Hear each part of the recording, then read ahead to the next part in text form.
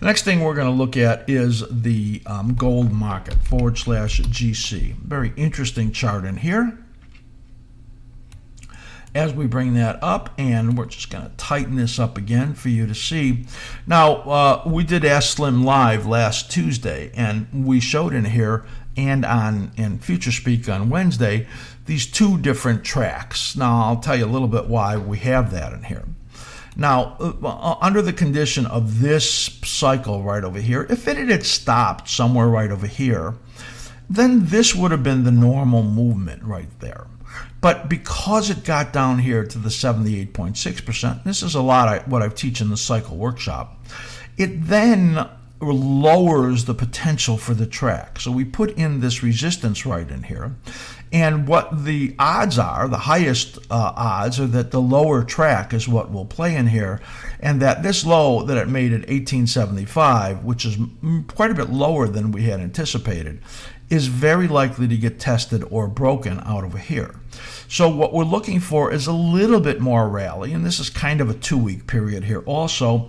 A little bit more rally, get maybe a little bit further up into here. This is this resistance right over there is around 1980. This is about 2005. 1980 is a pretty reasonable target for the upside in here, and then failing and moving back down, 1875, 1830. Those are really the numbers that we're looking at in here. These are off of the intermediate charts.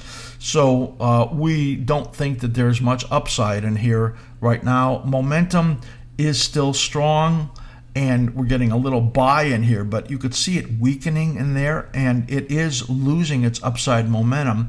As a matter of fact, it looks like it's going to neutralize for the first time since the 3rd week of June. Now, were that to happen, I mean, it would really confirm that this upside is quite limited, and the odds of getting under 1875 will increase. So this is all a short-term view within a longer-term perspective. Intermediate, we think that all of this is making a top.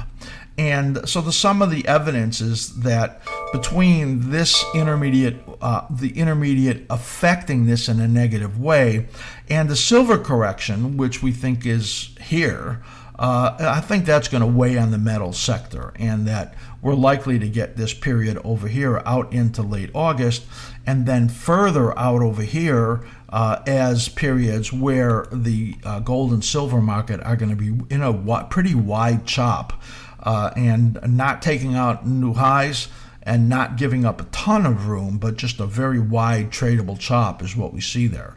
So again, for the next 2 weeks, we're looking for a failed rally, maybe up to that 1980 area to just around 2000, and then falling back and getting down to these support areas down over there. So that is a look at the gold market.